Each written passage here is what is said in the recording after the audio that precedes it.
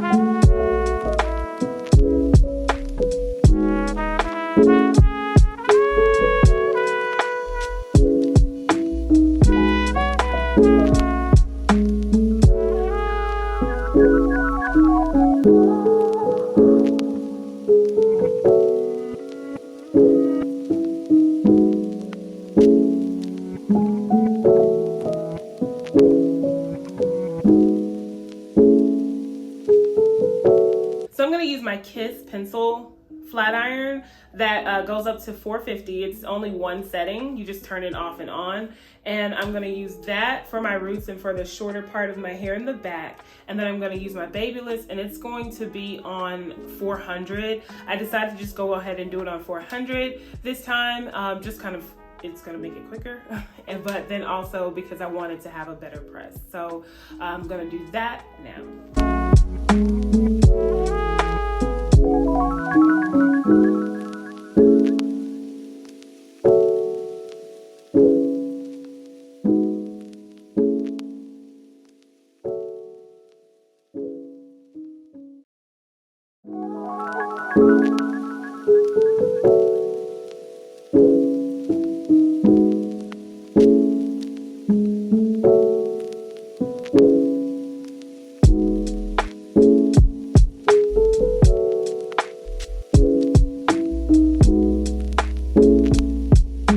Today I'm going to use the Paul Mitchell Super Skinny Serum for shine, and it's also for humidity. So it's not humid right now, but I am going to use it. So this is really good for the summer. I used to use this for my leave out and I really loved it. So I'm going to use it today as well. I've already used the Cheese Silk Infusion, but I'm going to use a little bit of this for shine.